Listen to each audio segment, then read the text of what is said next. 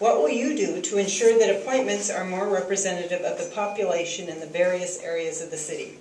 Well, thank you. I think it's trying to get somebody from the 9th on every possible commission and every possible public policy setting group there is, and just in every way across the board. We need the 9th represented much more so than we currently are. The 9th, what I hear going door to door is how disconnected a lot of you feel from the rest of the city, and how we feel a little overlooked out here in the 9th. And I've been hearing that since I've been walking since last July. Part of what I'll do as city councilman is make sure that we are not overlooked anymore, and that includes not only fighting down at City Hall for us, myself, but making sure we have people in the 9th on every possible committee there is, getting input from the diverse population we have out here in the 9th, including working class, blue collar, which is primarily what we're made up of, and making sure that their input is heard at every level across the city. Thank you.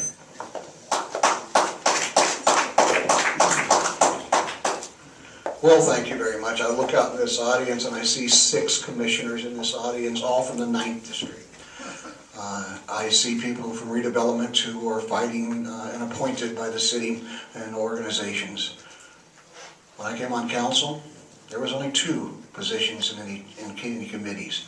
And since that time, we've had the first ever president, chair of the Planning Commission. Phil, raise your hand. 30 years we didn't have somebody on that commission, and now we do. Mr. Baker, the first chair from North Long Beach in redevelopment. May raise your hand, please. Mr. Hicks, Public Safety Committee. Raise your hands, please. Public Safety Committee. Raul Lamar with the Civil Service and one other one too, right? Yeah. Human relations, that's what it is. Right? So I have appointed, I've been very meticulous in fighting that we get representation up here. One of the commissioners he failed to recognize was me also of the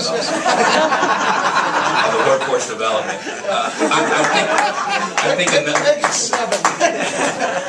another thing that we have to do, and it goes back to engaging diverse communities, we have to get more people involved in civics. We have to get more people involved. Unfortunately, sometimes when doing that, and I hope you guys hear my heart as I'm saying this, it's almost the position that I think Brad and I find ourselves in as seeking public office. Sometimes you run into a brick wall in trying to do something for the community by folks that aren't that accepted of you wanting to serve. So I think we have to look at, I think we all have to look internally at, are we really opening up the process to everyone that wants to be engaged?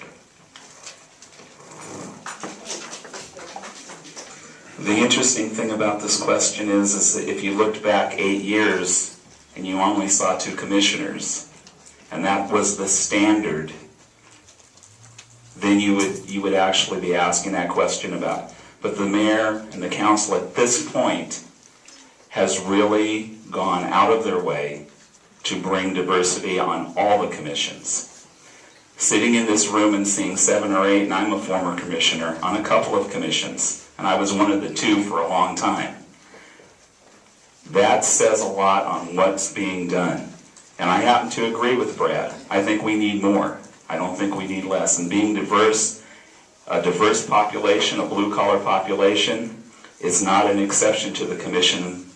It is an actual benefit because it tells you where we really are and where we live.